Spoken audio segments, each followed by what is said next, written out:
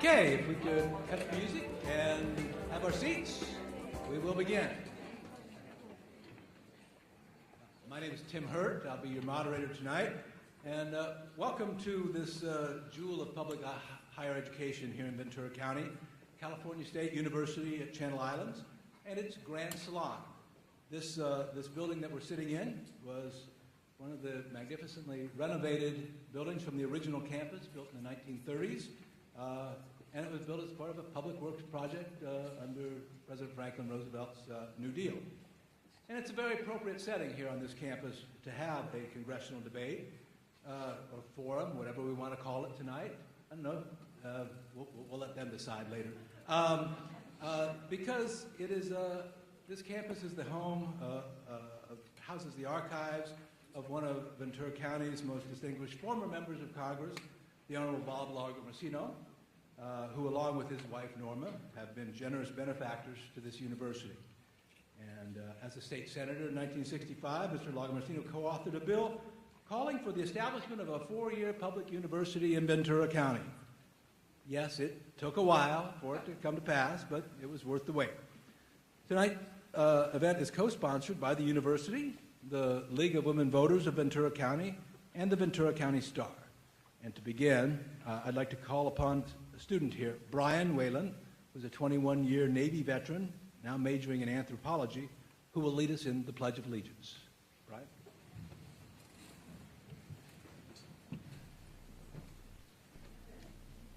I pledge allegiance to the flag of the United States of America and to the republic for which it stands, one nation, under God, indivisible, with liberty and justice for all.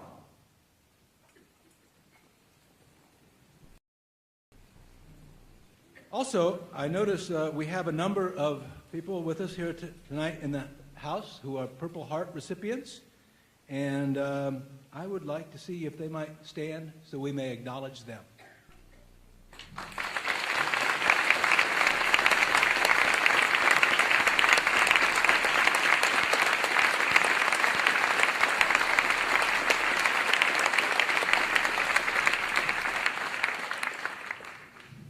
Dr. Richard Rush has been president of the university since 2001 and has steered its growth and innovation for the last 13 years.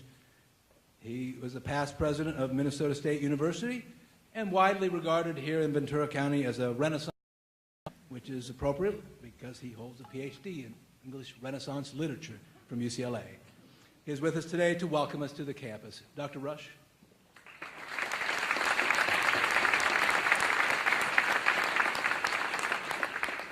Thank you, Tim. Good evening, everyone, and welcome to your university. On behalf of our whole community, the students, the faculty, and the staff, it's our privilege to host this event. We are indeed fortunate to have two outstanding public servants standing for office, and tonight we have the opportunity to hear them address issues of concern for all of us here in Ventura County and indeed for our entire nation. Thank you for your willingness to be part of this democratic process, for this really is the core of what makes our democracy great. Thank you for being here.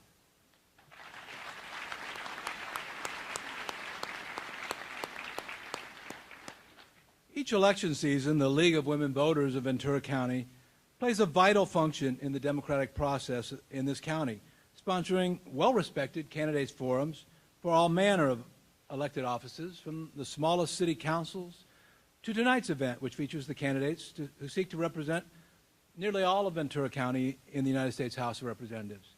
To welcome you tonight is Pat Essick, co-president of the League of Women Voters of Ventura County. Pat?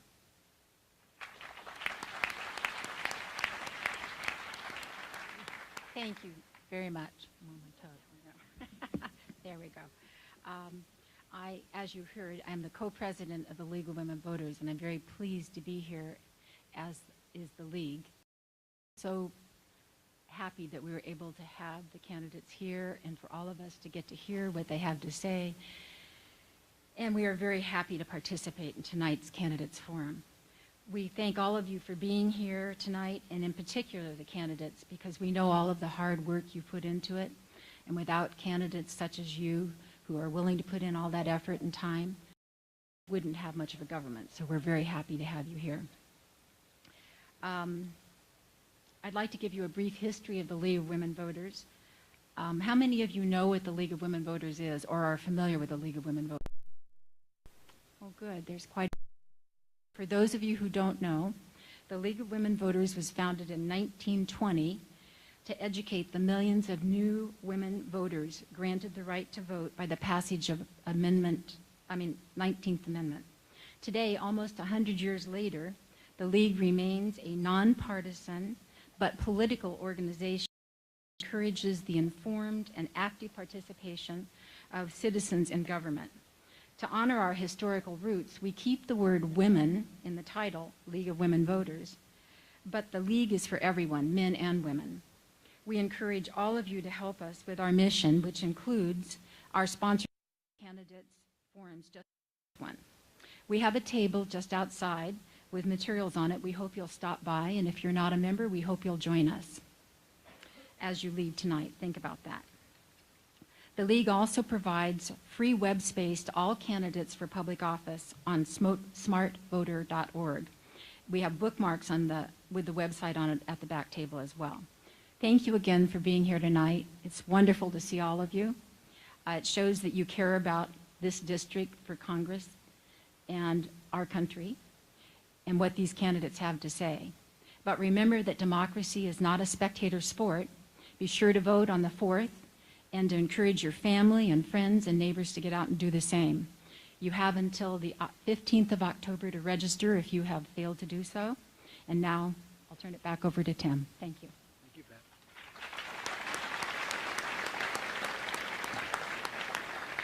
Okay, we're going to get started shortly. One quick reminder, please silence your cell phones. And for those of you who may wish to tweet during the debate or listening, this event is being live streamed on vcstar.com, anybody who's listening there, and may wish to tweet and engage in a social community here, I suggest using the hashtag CA26debate. And and then let's see, I also am asked to inform everybody it is a violation of League of Women Voters policy to use videos, to take any videos tonight, so that will not be permitted, and so let's leave that at that. It's heartening to see such a large crowd who are eager to better inform themselves as voters, and I know that most of you come here tonight open-minded and wanting nothing more than to learn. However, I'm also aware that some of you likely come here with at least a slight preference for one of these candidates. So, in the spirit of the League's policy of treating each candidate fairly and respectfully, and to produce a videotape that can be used here, there will be no applause, no booing, or other audible responses to the candidates. You will have a chance at the end to express enthusiasm, and also right now, as I ask you to welcome our two candidates, the representative of the U.S. House of Representatives from California's 26th District, the Honorable Julia Brownley.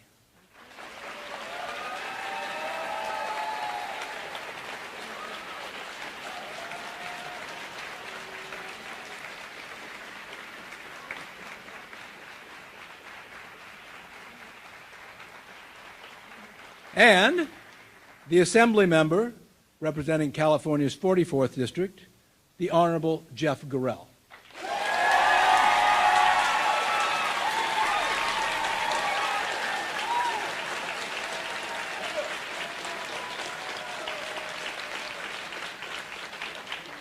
I had a hunch some of you had preferences. We will begin with a prepared question from the Cal State Channel Islands Associated Students, and then followed by one from myself. After that, all questions will come from you, and index cards have been, we're building a library of index cards over here. Volunteers will continue to collect them. We probably won't get to all of them, or perhaps not even as many as you wish, but be advised that try to group them. If there are multiple questions in the same category, maybe combine them. We'll try to cover as many subjects that that seems you want covered. And we do ask that you write legibly because none of us up here, our bifocals don't work like they used to. And so, one final thing before we get started, and that is I want to acknowledge a representative of our third sponsor tonight, the Ventura County Star, the editor, John Moore.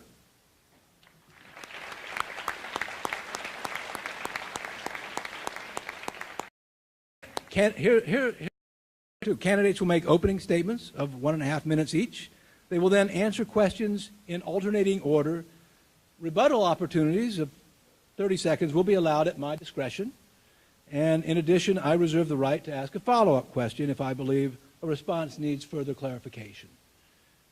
And finally, then, each candidate will have a 1-minute closing statement. So let's first begin with opening statements. Mr. Gorell, please begin. Thank you. It's an honor to be here this evening. I do want to start by introducing my family. It's my wife, Laura, is here this evening. And my baby son, Stephen, he's 7 months. And my daughter, Ashley, she's 12. And my son, Jack, is 5, and he's at home. He doesn't like debates.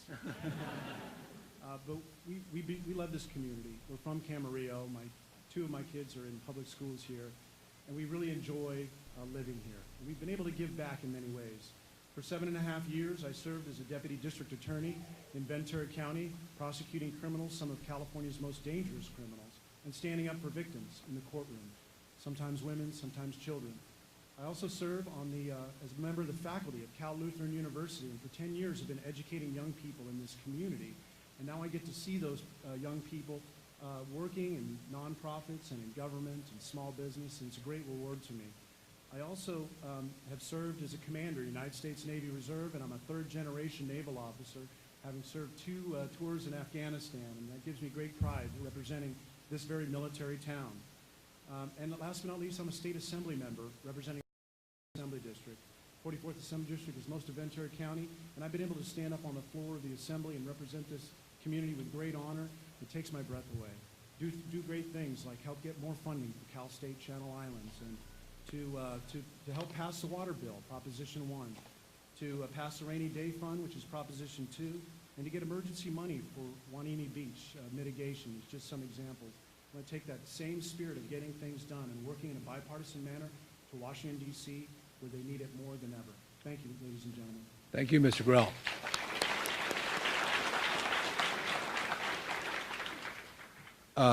Ms. Brownley? Well, thank you. And can you hear me? A little closer. There we go. Now? Yeah, there we go. Thank you to the League of Women Voters, and thank you, Tim, and the Ventura County Star, and to one of Ventura County's finest institutions, Cal State Channel Islands, for providing this extraordinary venue. I'm Julia Brownley, and I was elected as Ventura County's Congresswoman in 2012, and I'm running for re-election. This institution, Cal State Channel Islands, the fastest growing university in the country, by the way, is very near and dear to my heart. It has been so rewarding to watch the development on this campus and to finally see the science building taking shape. I'm very proud that I was able to secure the funding for this when I was in the state legislature way back in 2006. I have worked on education issues ever since entering public service. As the chair of the Education Committee in the state legislature, fighting for the right opportunities for all of California's children, and fighting for dreamers and making college affordable and accessible to every student in California. As a new member of Congress, I have been extremely proud and very honored to represent Ventura County, and I look forward to this debate tonight and answering all of your questions. Thank you very much. Thank you. And I will note that applause was appropriate for the opening remarks, but as we get into the questions, will dispense with that. So the first question is for Ms. Brownley. It, again, is from the Associated Students here. And the question is this: with the updates recently made to the Violence Against Women Act and Title IX, as well as the recent passing of SB 967, the affirmative consent bill in the state legislature, what are some of the things that you, as a member of Congress, can do to help us at the university level educate our students on sexual assault awareness, affirmative consent, and how to better educate our fellow students on this new way of thinking regarding an ongoing challenge? Well, thank you for that question. One of my favorite stories is to tell people 4 decades ago, I was a student in Washington, D.C., and was an intern on Capitol Hill. And I was so excited to be in the hallways of our United States Capitol, seeing women like Bella Abzug and Gloria Steinem and Barbara Jordan, Shirley Chisholm. These were really women warriors, and we were right smack dab in the women's movement. This was back in the mid-'70s. And it's pretty amazing to me to have now be a member of Congress, but almost 40 years later, to know that we're still fighting important issues as it relates to women. And certainly the Violence Against Women Act is a very important act that has been reauthorized to also include protections for students on our campuses. And I want to say to the students that I'm very glad that you raised this issue, because we need to build awareness not only here in Cal State Channel Islands, but across our country. Because violence against women, bullying, sexual assault cannot be tolerated. We must have a zero tolerance, and we've got to teach our young people the respect of women and the respect of their fellow classmates. Any kind of violence on a campus should be unacceptable. So I thank you for the question. Now, it's my expectation and hope that members of the audience will be asking questions about a lot of specific subjects tonight. But to start things off, on behalf of the STAR, I want to ask a philosophical question about your views on the role of government. And the question is posed to both candidates, and each will have the opportunity to respond. In 2012, when you were both members of the Assembly, California enacted a law that took the preliminary step of creating a first-in-the-nation program to establish a retirement savings program for the workers who do not now have access to a 401k. These new plans would be contributions voluntarily made by employees and withheld from their paychecks. The bill required a market analysis that would be funded by private donations, and it required that the final plan to come back for another vote of the legislature before it could be implemented. Supporters argue that this would be an innovative way to help low-income workers accumulate at least a small nest egg at a time when an estimated half of middle-income workers face the prospect of living at or near poverty in their senior years. Now, opponents argue that this plan might expose the state or their employers to fiduciary risks, and that implementing it could place another burden on employers. Ms. Brownley, you voted in favor of that bill. Mr. Gorell, you voted against it. And I'm wondering if you can reflect on what that vote might say or suggest about your view of the role of government and the limitations of government in our lives.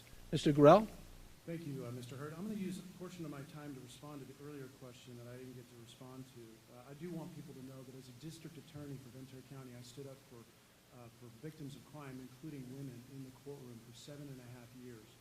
I also had the honor of being the third wave of U.S. military service members going into Afghanistan, a campaign that vanquished the Taliban and for the first time allowed women and children to go to school and to hold jobs for the first time in a generation.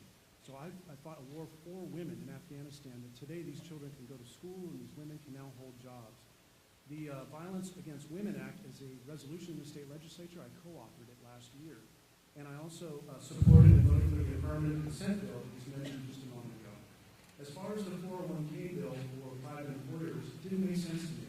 It didn't make sense. No, it wasn't an easy vote, but I'll tell you what I had in I had so many calls to my office from small employers that said that this is an unfair burden upon small businesses. And also, this was an opportunity for the state of California to start time getting involved in holding on to and regulating small retirement accounts. This is the same state of California, by the way, that can't control its own bureaucracy with DMV, and then had a $30 billion deficit the year that I showed up to Sacramento. Is this the same government we want holding on to billions and billions of retirement savings and overseeing and regulating retirement savings for those in lower income, when these 401k opportunities are available to these same people through the private market? It just didn't make sense to me. I labored over it, I evaluated it, and I ended up voting no. Thank you. Thank you. And Ms. Brownley, I said both candidates will get a chance to respond to that question.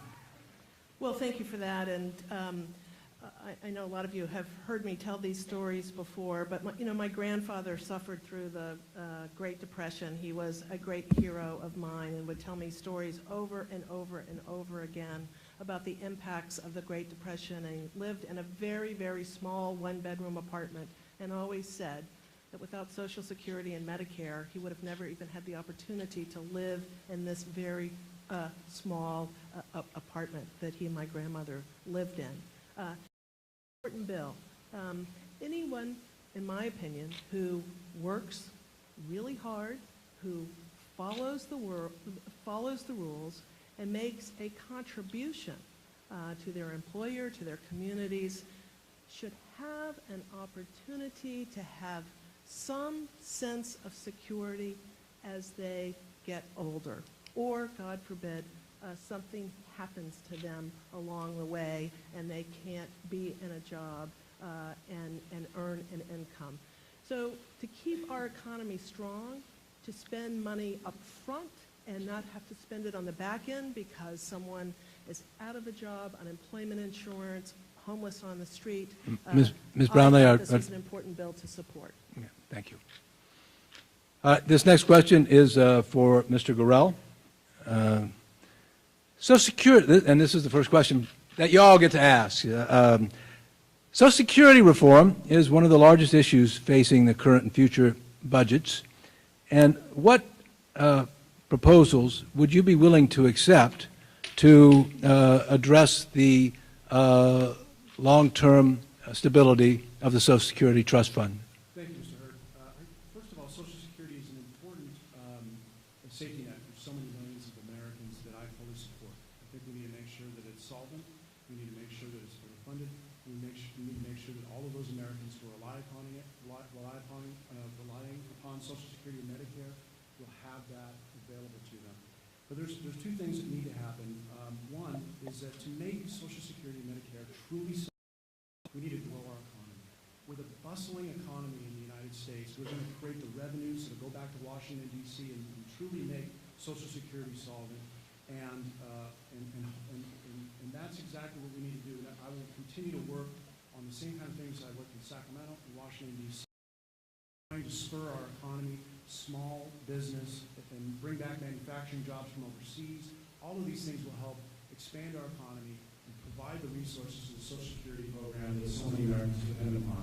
What reforms need to take place? There are a number of suggestions. I think they're all on the table for the next generation, not those that are currently relying upon Social Security or who are close to and planning on relying on it. I think that we need to put all of these reform options on the table and then just discuss them in thoughtful ways, because without reforming Social Security and Medicare, eventually these programs will become insolvent and will disappear. So the responsible thing to do is be thoughtful, bipartisan, and work on these to save them for future generations.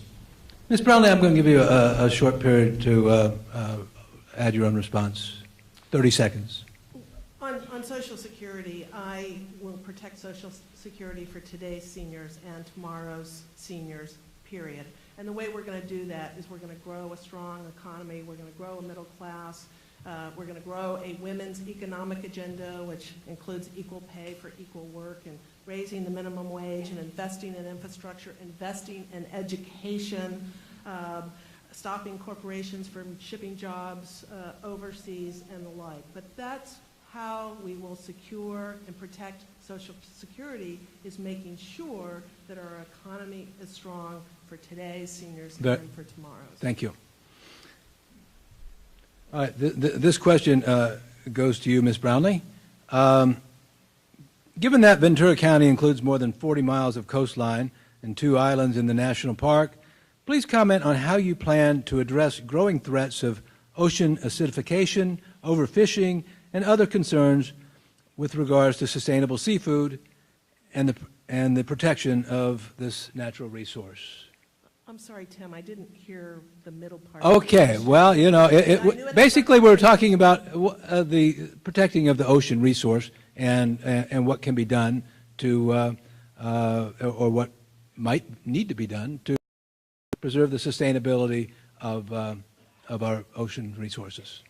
Thank you for the clarification. Well, you know, we are all so lucky to live here in Ventura County and to have such a beautiful, beautiful coastline and the Channel Islands out in our ocean. And protecting that coastline and protecting our ocean is extremely, extremely important to this community and for the next generation. Our natural resources are finite, and we must be good stewards of our environment and good stewards of our coastline. And the life that lives below the sea is important as well to our health and vitality, and for those who want to recreate out in the ocean. All of this is very, very important. So I have always been a strong supporter of our coastline. I have been a strong supporter of our environment and making sure that the air we breathe and the water we drink is clean for today's generation and for our children as well. You know, these next 4 questions cover such important issues in the discourse of politics in American politics today.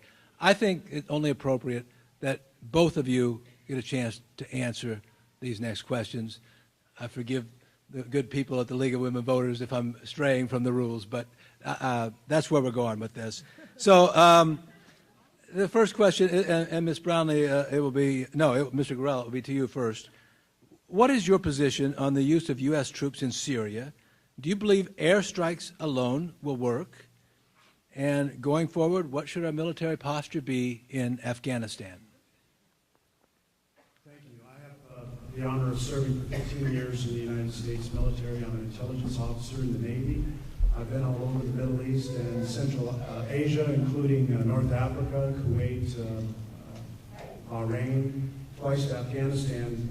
And I've got to say that I'm concerned about ISIS is so significant that we haven't seen this kind of a threat to Western civilization since World War II. And it's because of the we've seen these extreme elements of Islam, terrorists united and able to put aside their differences that have divided them in the past, including religious differences, including geographic differences, including tribal and ethnic differences, and they're united, and they're employing strategies, and they have lines of communication, and they have lines of support, and they're being paid and supported and staffed, and they have training. So this is a significant threat that is raised above Al-Qaeda, because for the first time they're actually taking geography, they're actually taking land and moving forward and occupying areas. I don't think that air support and air attacks alone, as a targeting officer in the military, will not finish this job of eradicating ISIS. Unfortunately, to do effective targeting, I can tell you need people on the ground. You need at least special forces on the ground to help do force multiplication with our regional partners, and to do battle damage assessment and to do forward. Time is up, Mr. Gorell. Forward targeting. Thank you. Ms. Brownley?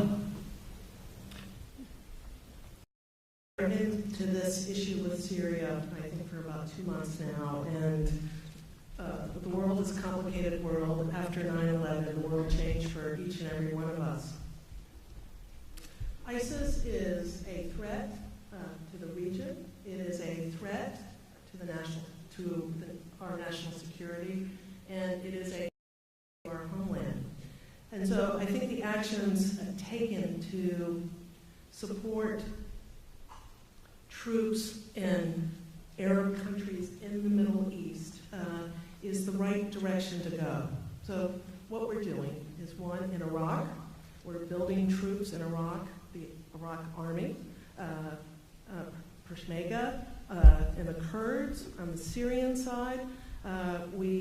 I voted for, as a member of Congress, to support resources to train moderate, pragmatic Syrians, Sunnis in Saudi Arabia to begin to be troops on the ground with support of the United States in the airstrike. We've got to build coalitions within the Middle East, within Middle Eastern countries. This can't be a war this can't be a fight that the United States is in alone. We've got to build those coalitions, and we've got to bring soldiers from the Arab world on the ground to assist with the airstrikes. Okay.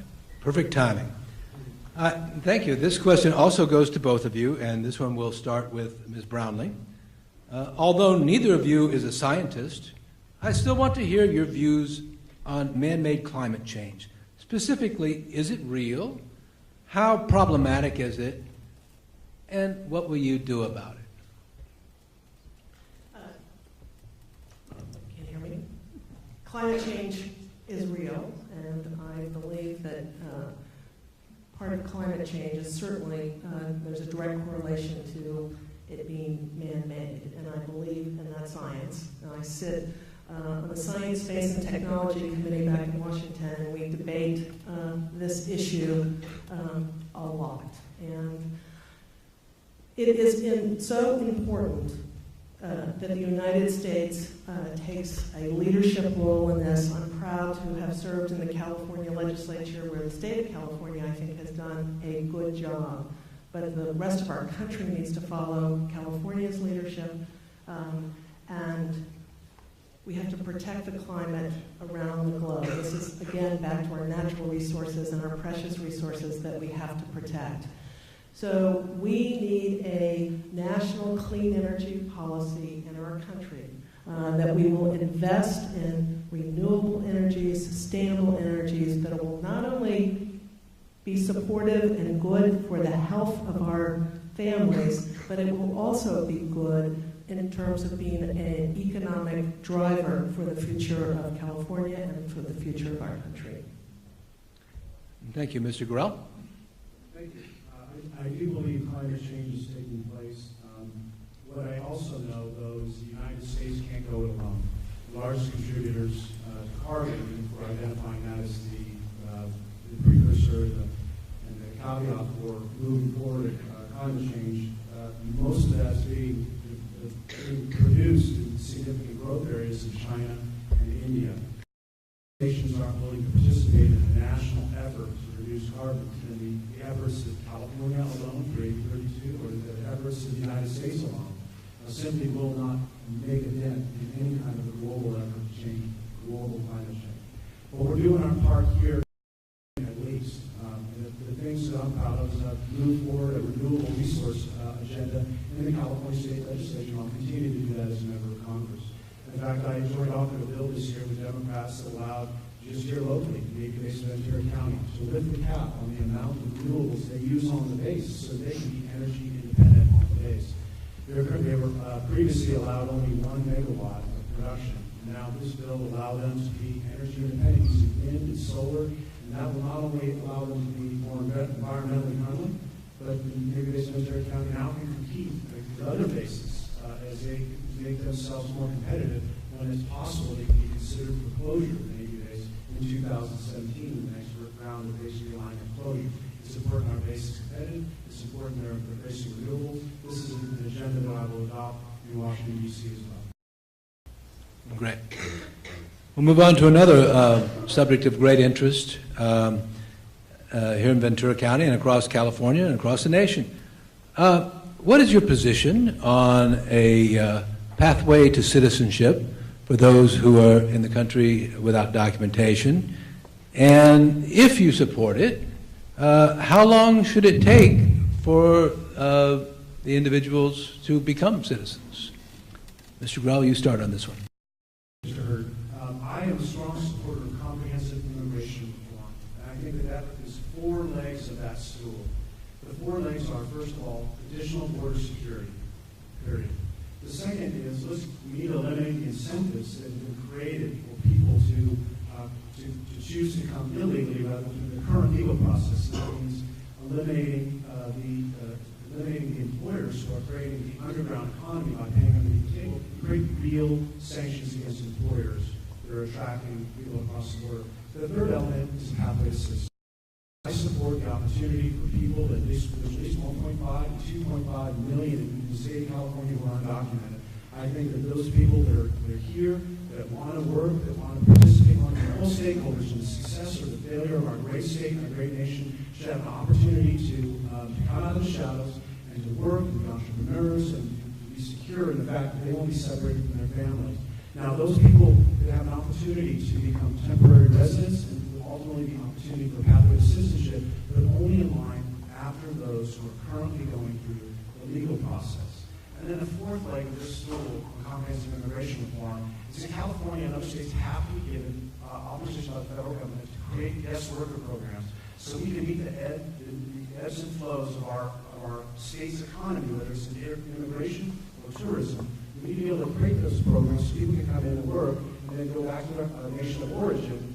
And that will also alleviate some of the incentive to break the law rather than following the legal process. Thank you. Ms. Brownley. By the way, before you start, I've been admonished, but the volume is apparently not working real well on our audio stream. So they've asked all 3 of us to get a little closer to the microphone. Very good. We are a nation of immigrants. We're a nation of dreamers. Comprehensive immigration reform is extremely important for Ventura County, for the state of California, and for our nation. In Ventura County, we're sort of a microcosm here in Ventura County, really for the nation, because we have part of our economic driver is our agriculture and part of the beauty of this county. And also on the other side of high tech and biotech, where we're graduating and educating our dreamers and then saying, well, we don't want you to fill our jobs. So it's important on both sides. I have been a strong supporter of comprehensive immigration reform. I support the Senate bill. We've debated the House bill. But all parts of those bills include border security, extremely important, making sure that families have the opportunity to stay together, that dreamers have their opportunity as well.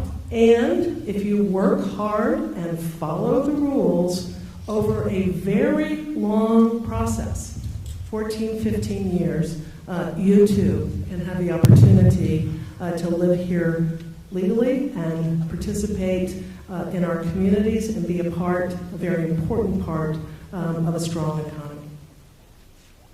Thank you, Congresswoman.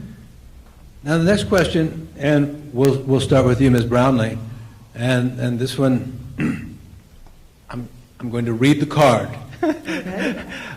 It says, both candidates claim to be pro-choice. However, one candidate has a 0% rating with Planned Parenthood and the other has a 100% rating. How can this be?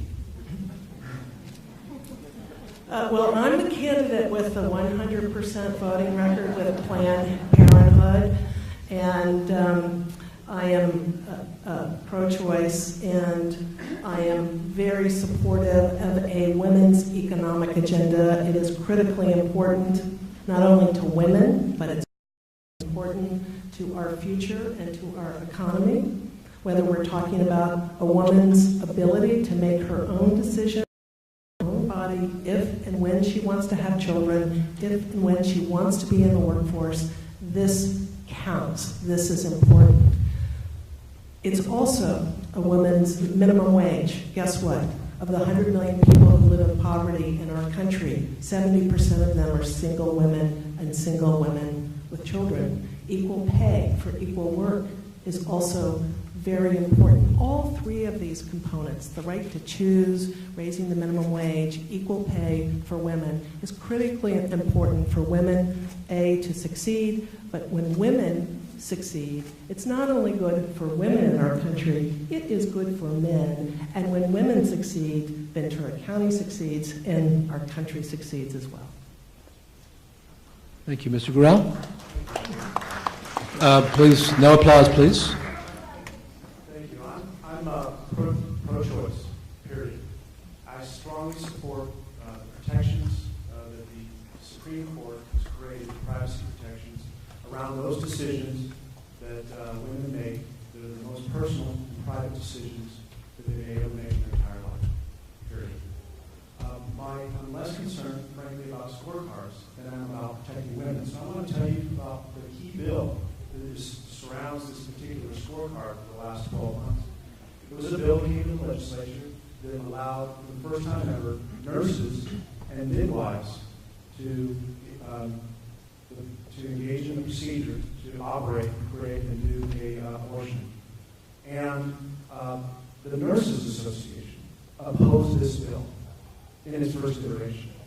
And legislators who represented inner cities came to me and said, Jeff, we're worried about a two-tier healthcare system created from this bill where women from inner cities and low-income areas are forced to only be accessible to a nurse or a midwife to have an abortion performed, where people in more affluent communities, the middle-class communities, would have access to doctors.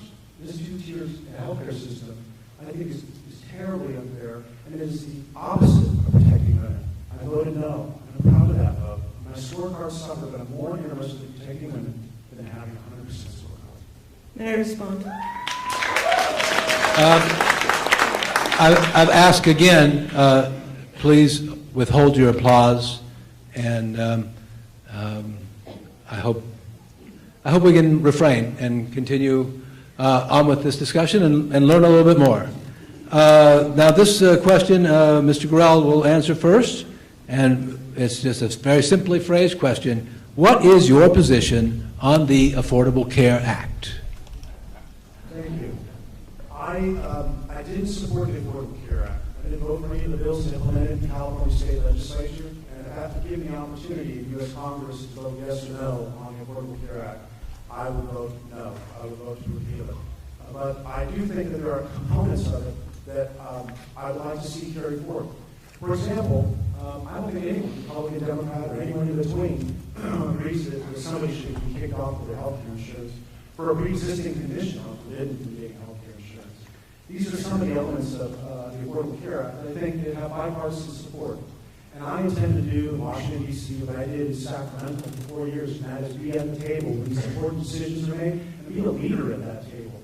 And be a bipartisan problem solver who actually works on figuring out how to make these things work and to fixing the elements of the Affordable Care Act that are absolutely broken, and they are. Because I get hundreds of calls to my office from people throughout this community who say that they're no longer allowed to see their family doctor that they've had for 30 years, or that they've been bumped off their individual plan that they've had for so many years in their business, or that they have to now charge more of their employees for health care and they're going to have to lay 2 people off. Or that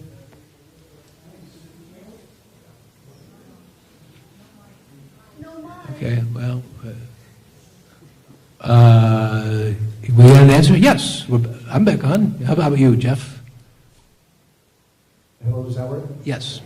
Or that their plan was simply canceled and they're not sure where to turn next. I have here a letter sent to Frances Prince. Frances Prince was the former mayor of Thousand Oaks, a lifelong Democrat. And this letter was sent to her to tell her that the public... Your time is up, Mr. Gorell. The timer is there. There was a yellow sign that said there were 30 seconds left. Mr. Gorell could see it.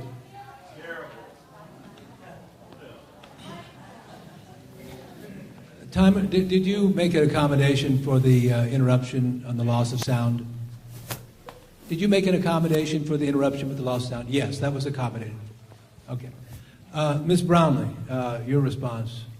Well, I just wanted to go back to the previous question because the bill that Jeff was talking about in terms of a two-tier system, I think he's got it dead wrong. It is about making sure that women across our country, poor women, women of low economic status, all have access to making sure that they can make their decisions about their own bodies. I want to be clear about that.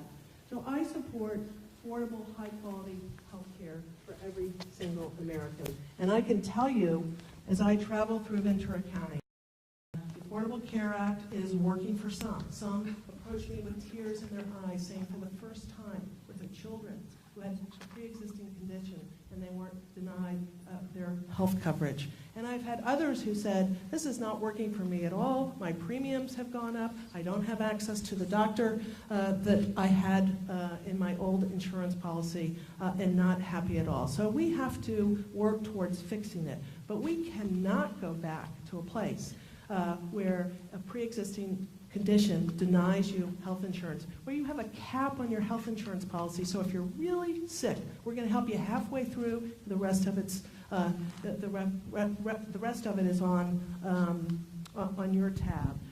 These are important issues, and we cannot go backwards. And I will say that, Mr. Gorell, there was a standalone bill in the state legislature about prohibiting insurance companies from denying insurance to people on a pre-existing Your time has condition, expired, Ms. Brownley. and he voted against it. And I will give you a chance to rebut that. 30 seconds, Jeff. I'm confused about Ms. Brownley's position on the Affordable Care Act. In an interview with the Camarillo Acorn on May 9th of this year, the article says, despite Brownley's clear viewpoint on certain issues, she remains ambiguous on the Affordable Care Act. When pressed supported Obamacare, she did not give a definitive answer. She's also taken it down off of her website as something that she supports. I'm pretty clear in my position. My position is that I want Americans to have access. Mr. Gorell, I think I was giving you the opportunity to respond specifically to what Ms. Brownley said at the end regarding your vote. You had your opportunity to answer the broader question. I'm not sure that it needs a response. Thank you. Okay, very good. This question then will go to Jeff. Where do you stand on where would you stand on the shutdown of the government if it would happen again? Unambiguously against shutting down the federal government.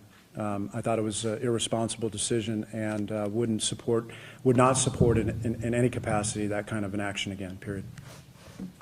All right, Ms. Brownley, we're going to just let both candidates answer all the questions from here on out. I think that was kind of my bad, so we're going to go. Shutting down the government was one of the most irresponsible actions of the United States Congress, and I will look to Speaker Boehner and his leadership for the reasons that it happened. And it should never happen again. People suffered from this shutdown, and it is the responsibility of Congress in a bipartisan way, Democrats and Republicans, to make sure that we have a budget that's balanced, a budget that the American people understand and is transparent, and we can move our country forward. But shutting down the government is the wrong thing to do. Very good. And so then this question is for you to start with, Ms. Brownley. Recent economic research has revealed that the top 10%, and especially the top 1% of our society, has reaped most of the benefits, particularly since the end of the recession, but in both boom and bust times. And is this a problem? And if you believe it is, how might we go about changing it?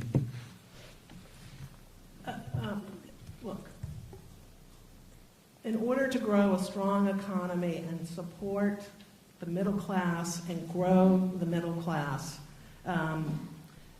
we've got to do, there are a lot of things that we need to do. We have to, a women's economic agenda, investing in education, investing in infrastructure to grow this economy. But to balance a budget, we've got to do all of those things. But you know, for someone who is really, really, really, really wealthy, maybe they could pay just a little bit more to make sure that our economy is strong and that we can continue to grow the middle class. Look, Warren Buffett, you know, there's no reason that Warren Buffett should be paying less income tax than a secretary. We've got to figure these things out. But most importantly, my focus and my priority is always to grow the middle class and make sure the middle class is strong for every single American. And if we do that, everybody is going to benefit from it, whether you're rich or not so rich. Mr. Gorell. Thank you.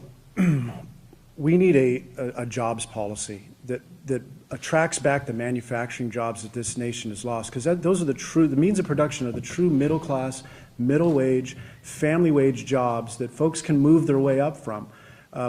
It's inappropriate for everyone to be on a entry level minimum wage job, and the reason why so many people in America are stuck in a minimum wage job and unable to move up is because the policies in Sacramento and the policies in Washington, D.C. have pushed the middle class, middle wage jobs. We used to have 7 automobile manufacturers in the state of California. Now we have just 1, and it's a small boutique firm that's growing. Thankfully they're here, but we need to work harder to track back the aerospace we had here. We had so many, this is the golden era of aerospace was in California. Many of these jobs are now gone overseas, and we need to have a policy that brings them back. And I was honored to be the chief negotiator on the manufacturer's tax exemption for the state of California. And it's a level playing field, makes California competitive again for some of these manufacturing jobs, and is one of the reasons why companies like Haas Automation would consider staying in Ventura County rather than going to Texas, where they've been courted. I think we need a stronger energy policy to fuel the manufacturing base and to keep jobs going in America. And we need to immediately enact immigration reform. Immigration reform, as I described it a minute ago, will be an economic renaissance, not just for this community in the state of California, but the United States of America. Yes. Very good. And Jeff, we'll start with you here. And we're moving along. These are good questions, and we've covered a lot of topics. And we're moving on to another one that I'm sure you'll both be thrilled to address. This one is, what is your position on fracking, and how would you balance job creation at the same time safeguard public, environmental, and health impacts? Jeff, Okay. Jeff, it's yours. Thank you. I think the bill that I voted for this year and supported, that Senator Fran Pavley carried, strikes exactly the balance that the question calls for. And that is, fracking as the newest evolution in the ability to extract oil and natural gas is a big job creator for the state of California and all throughout the nation. But we also need to balance that out with the fact that we love our beautiful environment here. We need to protect our aquifers. And we need to ensure that we have transparency. We know how this process is being engaged in our community. So the bill I supported was carried by Senator Fran Pavley, and she is a steward of the environment, a well-known champion for the environment. And the bill creates common sense guidelines and regulations around fracking that allow us to know what's being used, so it's transparency, and creates protect safety of people, public safety, and the environment. So I was proud to stand up for that, and I think it strikes exactly the balance that we need to have in the legislature and in Congress. Thank you, Julia. Fran Pavley is a colleague of mine, and I certainly support the bill that she moved forward in the legislature, which I think was a pretty strong compromise on her part. There's no question that we need to understand the science behind fracking. We're in the middle of a drought here in Ventura County, so our aquifers and our groundwater is extremely precious. In a time of drought, 70% of our water here in Ventura County comes from groundwater and aquifer. So we have to be really, really careful and make sure that toxins aren't seeping into the groundwater. That's imperative. Also, we have to worry about earthquakes and making sure that these wells are stable and they're not causing any seismic troubles for our county and for our state. So we need to move forward. But I will say that, Jeff also voted against looking at issues to maybe pull back from fracking until we really do know the science to make sure that we're protecting, as I said, our groundwater. And I'll also say, Fran Pavley was the author of AB 32, which is our major climate change bill here in the state of California, and he also voted to roll back that legislation in the state legislature. Jeff, since your name was mentioned there a couple times, I'll give you a brief rebuttal opportunity. Thank you. AB 32 was passed in 2006. I wasn't in the legislature then. Please stop. Please, that laughter is not appropriate because Ms. Brownley did not suggest that Mr. Gorell voted for or against AB 32 per se. The other thing is that I guess the criticism was leveled that I didn't support the moratorium on fracking. The moratorium would have overnight killed tens of thousands of California jobs, overnight. And this same moratorium that I'm now criticized for not supporting was also not supported by Senator Fran Pavley, champion of the environment, the author of AB 32, and also was not supported by the governor, Democrats, governor of the state of California, Jerry Brown. And we worked behind the scenes in his office, negotiating the details of this fracking regulations carried by... Okay, your time for your rebuttal is up, Jeff. I know some of these things, it'd be nice to just throw out the clock, but this is basketball, not baseball, so we've got a clock in this game. Okay, this next question goes first to Congresswoman Brownley. It says, I've read in many flyers that I've received in the past couple of weeks that Jeff Gorell was a lobbyist. Is this true? Look, this is a very important election in Ventura County, and quite frankly, it's a very important election for our country. And I believe it is extremely important that the people of Ventura County understand the issues and understand our differences. So there's lots of documentation here that Jeff has called himself a lobbyist. He said he's not a registered lobbyist, and I'll accept that. He's not a registered lobbyist. But if you look at various websites, his own LinkedIn website, he calls himself a lobbyist. He worked for the California Manufacturing Association. He worked for Paladin Principles. And in both cases and in both areas, he talked about his job and his responsibilities around lobbying. So the only thing that I can conclude is that, yes, Jeff, prior to being elected to the state legislature, was a lobbyist for the oil and gas companies. Okay. Mr. Gorell, you get a chance to respond. Thank you, Mr. Hurd. Actually, this portion of the debate might be between you and the incumbent, because this article that you wrote in the Ventura County Star says, but was Jeff Gorell a lobbyist, ? The short answer is no. So this portion of the debate perhaps is answered. But what I do want you to know is, why would the incumbent call me a lobbyist? Maybe it's perhaps because she's trying to distract voters from the fact that I served in a combat zone, that I served in a courtroom, that I served in a classroom, and that I've served in the California State Capitol. Has any of her flyers talked to my service overseas or my efforts as a bipartisan legislator? Has any of her flyers talked about the fact that the Sunlight Foundation ranked me as the second most moderate, second most bipartisan member of the California State Legislature? Has she talked about the fact that I've been teaching for 10 years at California Lutheran and have had classrooms full of students that are now productive members of this community? None of that. This is a distraction, and is part of a very disappointing and very partisan campaign being run by the... Your time is up, Jeff. May I respond? You may. A short rebuttal. First, I just want to say to everyone that I really honor Jeff and his service to our country. So let me just, put that right out there.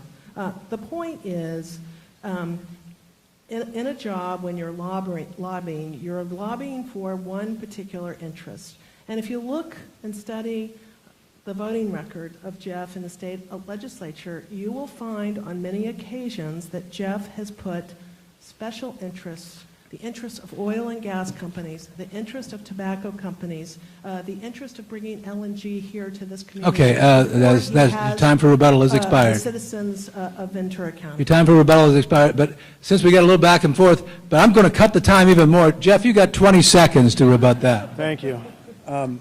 It's interesting that the word special interest was used because 90% of the money that the incumbent has raised for her congressional campaign has come from outside the district and from special interests and from the kind of companies that she's talking about me wanting to represent. She gets her funding from places like PG&E. That's an energy company. Your rebuttal time has dispersions expired, are inappropriate. Jeff. Thank you. Yeah. You know, I've been a reporter for a long time, and sometimes people come back to me and they believe I've quoted them out of context, and I think now I understand their concerns. So this next question goes to Ms. Brownley first. Do you believe that Guantanamo should be closed? And if so, what would you suggest be done with the prisoners that remain there?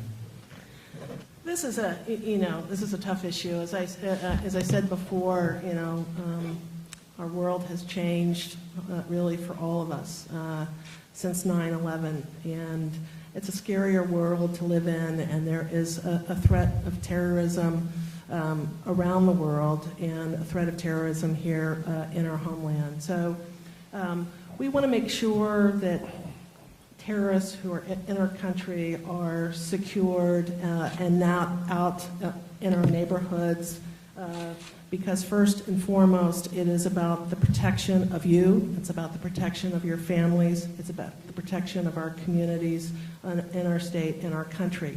So this is a tough one. On the other hand, Guantanamo Bay is very expensive to operate.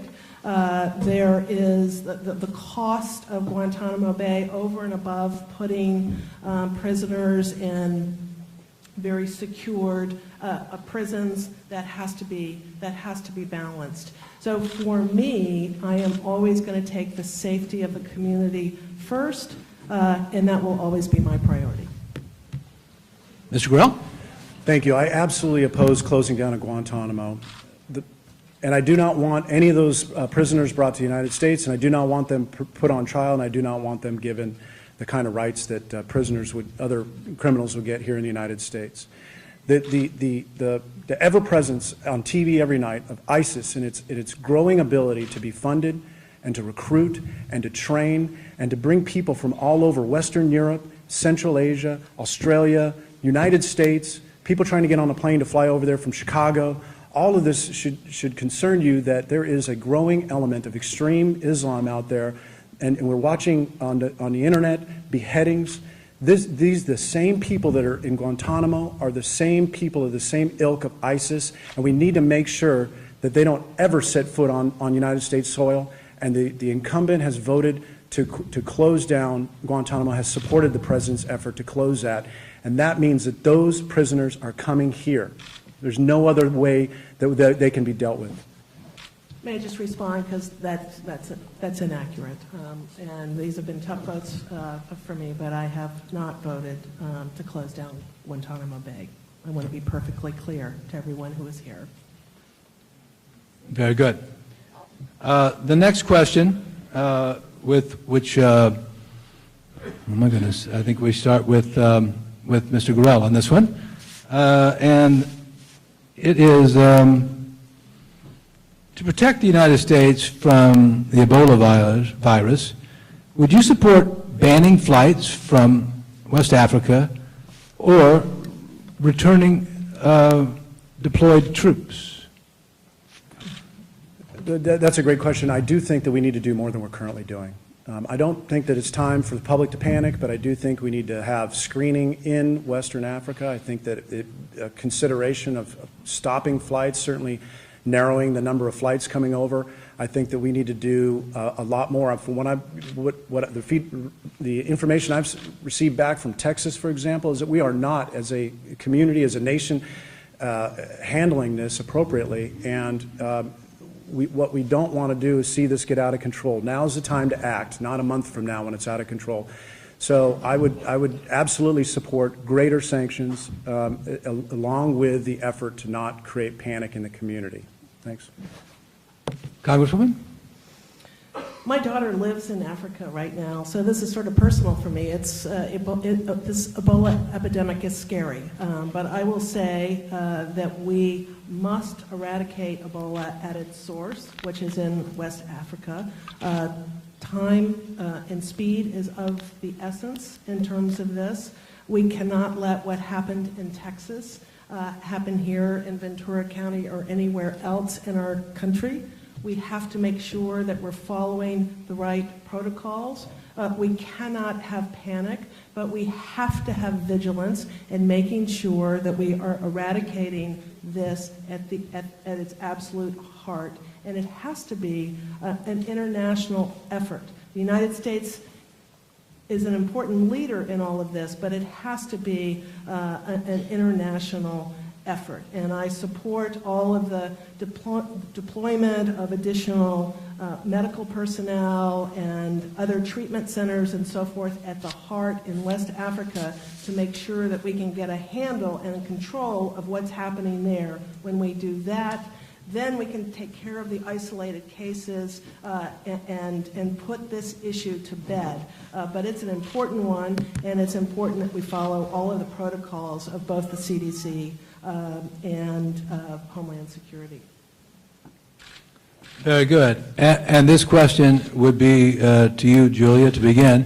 Across the country, not in California, but in many states, we've seen a proliferation in the past few years in legislation that dealing with voting rights, eliminating early voting, requiring ID at the polling place, and a number of other changes that some have argued are designed to suppress voter turnout.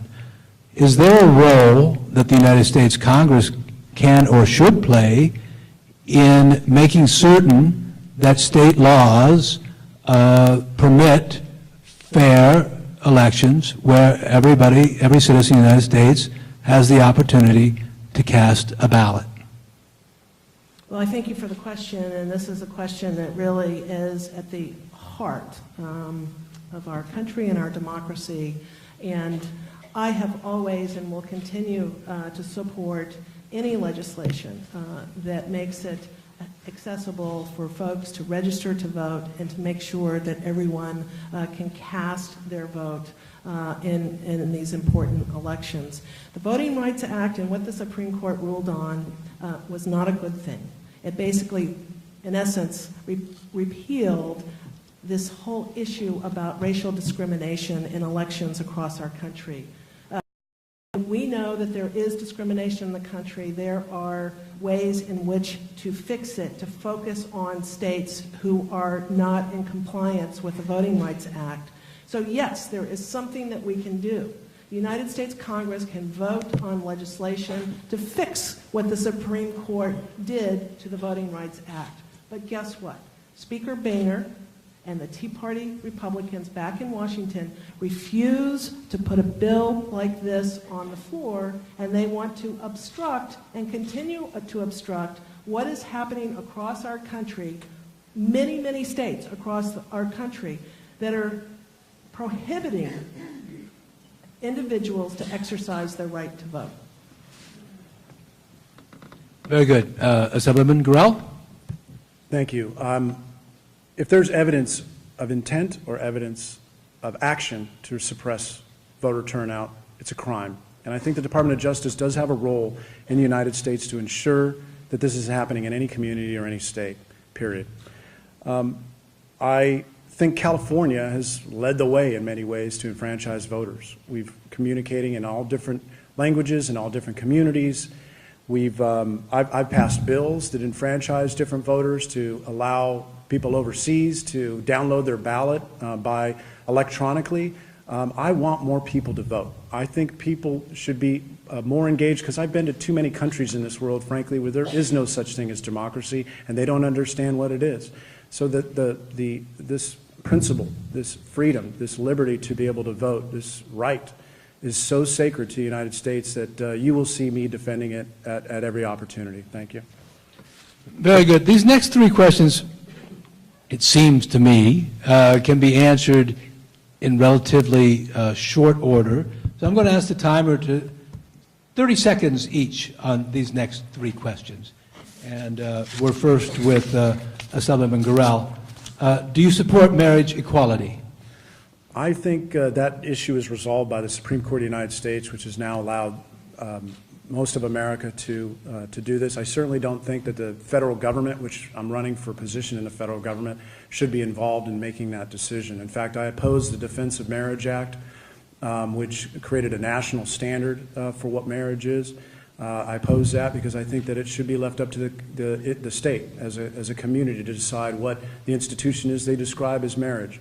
I personally believe that marriage is one man and one woman, but I think that now that issue is resolved and it's behind us and is actually completely out of the purview of the U.S. Congress. Very good. Congresswoman Brownley. Yes, I support marriage equality unequivocally. My daughter got married a few months ago, and I believe very, very strongly that when two people love each other, that they should be able to marry. We're making progress in this country. There's a momentum that is building around this, but I have and will continue to support marriage equality. It is part of the fabric of this wonderful, wonderful community that we live here in Ventura County, and you can count on my support. Very good. And this, again, 30 seconds. Ms. Brownley, where do you stand? And this one, 30 seconds might be challenging, but we're going to give it a shot. Where do you stand on the Keystone Pipeline? Well, I have voted against the Keystone Pipeline because I really do believe, as I said earlier, that the United States really needs a clean energy plan. We need to begin to invest in alternative energy sources, wind, solar, renewable energies, and put them in a collective basket, if you will. And that's the important direction for our country to go in. Why? Because we want to keep our planet safe and we want clean air and clean water. But two, it's important economically to invest in alternative energy structures. It's strong, it's good for jobs, it's good for the economy. Very good. Ms. Brownley went over about 15 seconds, so we'll give Jeff 45 seconds on this response. Thank you. I would support the Keystone Pipeline. I think we need a diversity in our energy sources, but most importantly, as somebody who's been to Afghanistan twice and to the Middle East many times, we need to be energy in the Middle East. And the Keystone Pipeline is the first step in that direction. The second thing is we are now, as a state, importing more crude oil by rail than we ever have before. And that means we're creating a new environmental risk every single day throughout our communities as these rail cars come through with crude oil. Some of them have historically known to crash and go off the rails and pollute our rivers. And then third, the local community here has always pushed back on additional production off the coast here, off the coast of California, off the coast of Ventura County, off the coast of Santa Barbara. And to open up the Keystone Pipeline would take a lot of pressure off production here locally, which I think is a positive thing for the environment. Thank you. Thank you. All right. Again, actually, we'll go back to our original format on time. And this question is first posed to Assemblyman Gorell. 90 seconds. Yes. Yeah. California increased its minimum wage. First component kicked in last July. The next one will kick in on January 1st, 2016.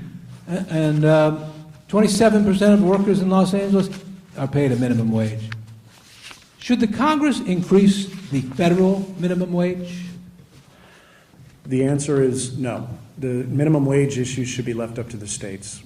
Every state is different. We're all different little nation states, and every economy in every state is different. And I think that minimum wage needs to be decided by the state capitals of every state, and that's what the 10th Amendment says. But generally speaking, I don't have a problem against raising the minimum wage in general, but people have to recognize that although you may be temporarily helping those people with a minimum wage job by bumping them up a few dollars, you're hurting the vast number of people in the community looking for employment. When you raise minimum wage, you constrict the opportunities for new jobs and therefore make it more difficult for people to find new employment, or young people to get that first job or have that job that is a minimum wage job. What we need to be focusing on more than ever is creating middle class, middle wage jobs that have been scared out of California, the manufacturing, construction, engineering, the manufacturing, aerospace. We need to be fighting to bring these jobs back from overseas. Those are the middle class jobs that you can support a family, you can put a family through college, that we used to have, we no longer have. California's middle class has shrunk while the service sector and the minimum wage has grown. That's not adding new jobs, ladies and gentlemen. That's not creating an economy that can sustain the future and growth and give people the rung to move up. We need to focus on jobs, and I've been doing that in Sacramento, and I'll do that in Washington, D.C. All right, time has expired. Ms. Brownley, should the federal minimum wage be increased? I support an increase to the federal minimum wage. The current proposal right now is for $10.10. Why do I support it? I support it because 100 million people in this country live in poverty. We need to grow and expand the middle class. What's happening in our country right now is our middle class is shrinking. The pay equity divide is growing. So a minimum wage at $10.10 is a very small step towards helping individuals who are working hard in our country. And indeed, for women, for men, increasing the minimum wage is one element of beginning to shift the paradigm so that we are growing our economy and growing the middle class as opposed to shrinking, shrinking, shrinking, and that's what's happening in our country. Very good. The next question will go first to you, Congresswoman. You know, the events in Ferguson, Missouri have focused national attention on an emerging issue. It seems that our police forces have become militarized. How do you feel about this? Well, this is an interesting question because I'm thinking back to the discussion we just had around the Voting Rights Act as well. But watching what unfolded in Ferguson was really devastating. And what happened in Ferguson was there was a complete lack of trust between the community and the police force. They had a police force in Ferguson with 3 people of color on that police force. In Ferguson, 2/3 of the population in Ferguson were African American. You have got to have a police force that is much more reflective of the community. Los Angeles learned that lesson a decade or so ago. And you have got to build trust. You've got to build community policing. We are very lucky here in Ventura County that we don't have to deal with a lot of these issues. But we must, and Ferguson must, and every southern city throughout our country needs to learn from what happened in Ferguson to begin to build a community and a police force that is complementary of the community and is policing right at the ground floor, right in people's neighborhoods, and the community and the police force knowing each other quite well. Assemblyman? Thank you. I do believe that the growing militarization of our police forces, our domestic police forces, needs to be kept in check, period. And that comes from somebody who used to be a partner in law enforcement, a deputy district attorney, and somebody who's in the military. But when I come home and I find that so much of the equipment and so many of the weapons that were used overseas are now here deployed domestically, it causes me concern. It's not consistent with the nature of our founding of our country, and it prompted me to be the chief author of a bill this year that would create limitations, warrant requirements on law enforcement to use drones for surveillance of people. They would have to require, and it was supported across the board, supported by just about every Democrat in the legislature, supported by the mayor of Los Angeles, Eric Garcetti, supported by 30 newspapers up and down the state, including the Ventura County Star and the LA Times. More than 40 constitutional lawyers signed a letter to Governor Brown saying this is an important check on police forces' invasion and surveillance of people's privacy. And I think that that is a growing concern because we are living in a surveillance society, whether it's the future use of drones to monitor people here domestically, or whether it's the NSA in Washington, D.C. collecting your phone records and IRS tracking people of certain political persuasions. All of these things need to be kept in check when it's related to surveying and overseeing American citizens. We need to be focused externally on the threat that exists in the Middle East and throughout the globe. Okay, we have time for perhaps 2 or maybe 3 more questions. So, Assemblyman, you get the first crack at this one. What are your views on the firearm regulations that were introduced following multiple mass shootings, including that at Newtown, Connecticut, but the subsequently failed to pass Congress? Proposals specifically such as closing the gun show loophole and renewing the assault weapons ban. Yeah, thank you. The events that have transpired, not just in Newtown, Connecticut and Santa Barbara, these are gut-wrenching, horrific events. And one of the young ladies killed in Santa Barbara was a constituent of mine. And if there's anything that can be done to prevent this kind of terrible, senseless act of brutality, I would absolutely stand up and support that if it was proven to me that any of these bills would stop such a thing. In fact, on occasion, I've been convinced that there's action that needs to take place. For example, I supported a bill that gave resources, emergency resources. This was opposed by the NRA. Gave emergency resources to the California Department of Justice because they had a backlog in terms of going out and getting weapons from those people that were on prohibited lists, who were already adjudicated not able and capable of possessing legally weapons. So we gave resources to the Department of Justice so they can go out and do that. Absolutely, I'll stand up. But what we need to do more than anything is we need to address the mental health crisis in the United States of America. We have failed to do that, and that is the core of these issues, more so than regulating law-abiding Americans who possess small arms and handguns. It's going after the core issue, and that is how can we help these young people who have these mental health issues? And I will be a champion on that issue in Washington, D.C. Great. Your time has expired, and we'll move to the Congresswoman.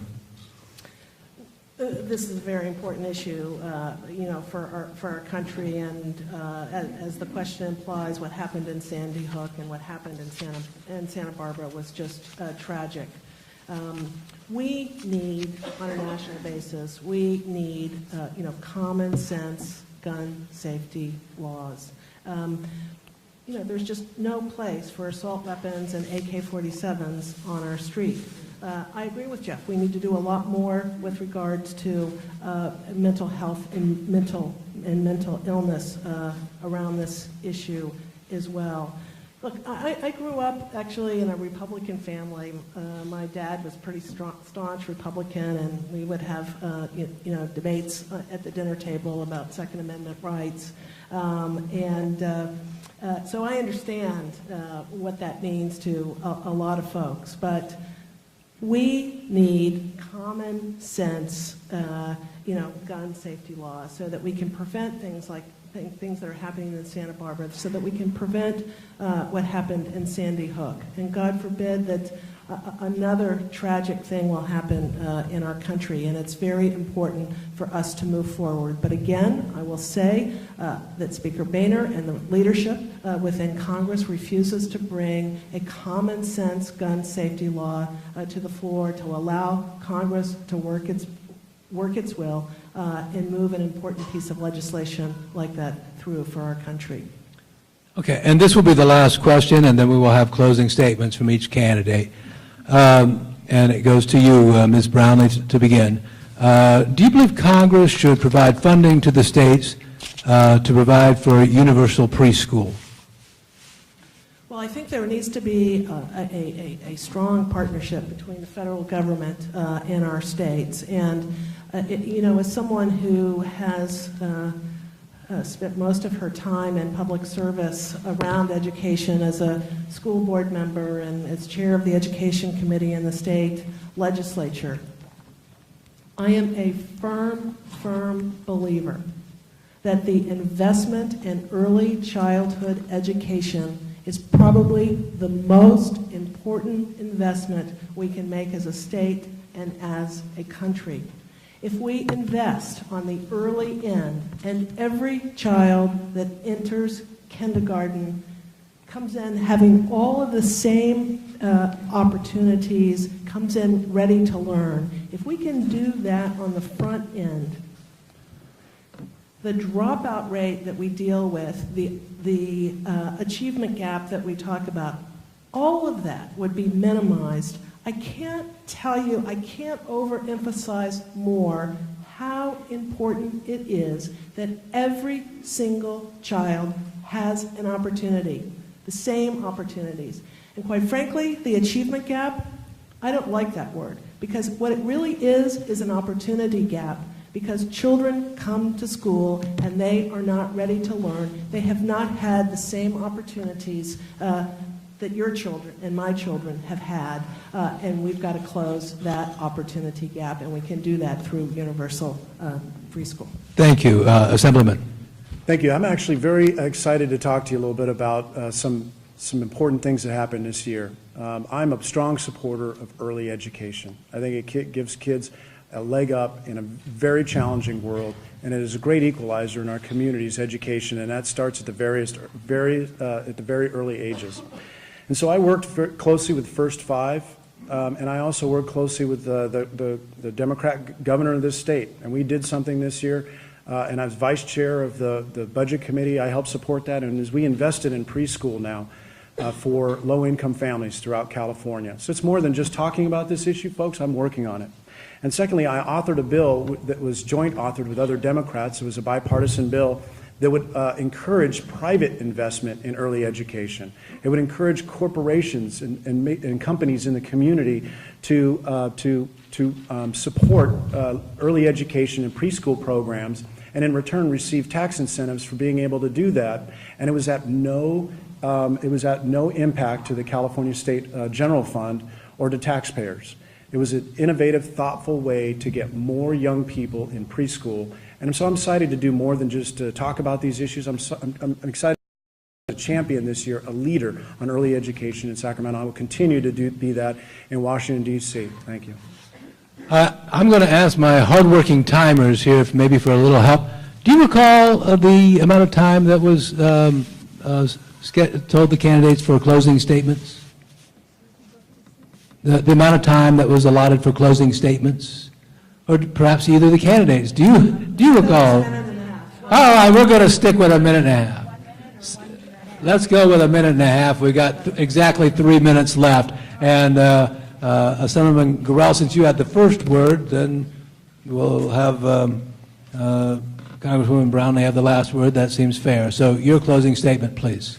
Thank you. I'm honored to have the support of so many great people in this community for my campaign for Congress. It really is an honor. And that's not just Republicans, that's high-level Democrats too, including Dr. Irene Pinkert, former Mayor Pro Tem of Oxnard, a lifelong Democrat who's never supported a Republican before, but now she's co-chairing my campaign for me in Oxnard and standing up on my behalf, because she's seen that not only am I accessible, but she's been able to call me on behalf of her community and her city that she represented as a Mayor Pro Tem, but that I actually get things done, whether that's more funding for local education, whether that's restoring and providing emergency mitigation measures to Wanini Beach to prevent it from disappearing in the ocean, whether it's working with the governor on the water bond and being co-author of that, or whether it's being the principal co-author of the Rainy Day Fund, which is Proposition 2, that you'll all have a chance to vote on in November. At the same time, you'll see my name. So all of those things together make people say, wow, this is a candidate who has a history of putting people ahead of politics. And we need that more than ever in Washington, D.C. We need that because we have so many challenges ahead of us. We have challenges with regard to this economy. Fewer people are participating in the economy than since the 70s. They've given up hope trying to find a good job. The federal government has to come in as a partner with water. We need to pass immigration reform. I'll be one of the first things I do is be a leader on immigration reform. The Veterans Administration is broken. It's no longer providing the health care that our veterans deserve. And we have a national security threat that is as great as we've ever seen since probably before the Cold War. Frankly, we need leadership in Washington, D.C., and I'm prepared to provide that right now. Congresswoman. Well, thank you all for being here, and thank you for your questions. Thank you for participating in today's forum. All of your questions were great. I have been so proud and so honored to represent Ventura County in Congress over the last 2 years. I hope I have been clear that my first priority is and will always be to represent all of Ventura County's interests and to continue to fight for Ventura County's middle-class families. From a woman's right to choose to gay marriage, fighting to make sure every single veteran receives the care they have earned and deserve, protecting the middle class, Social Security, and Medicare. And I will continue to roll up my sleeves to serve you and to fight for you every single day. We've accomplished a lot in just under 2 years, from dredging at our harbors to sand on Wainini Beach, passage of an important farm bill for Ventura County, protecting Naval Base Ventura County, and working across the aisle to secure landmark legislation to help veterans here at home and across our great nation. I feel like I'm just getting started, and I hope all of you, most importantly, will vote in this election. This is an important election for Ventura and for our nation, and that you will give me the opportunity to continue to serve you and to represent you in Congress. So thank you very, very much. All right, thank you. Let's hear it for both of our candidates.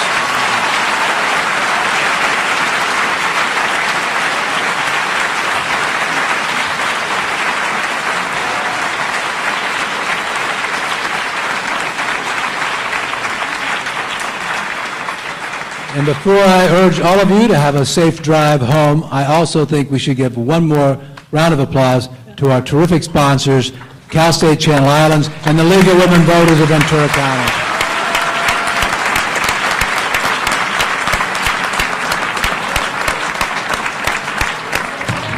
Thank you and good night.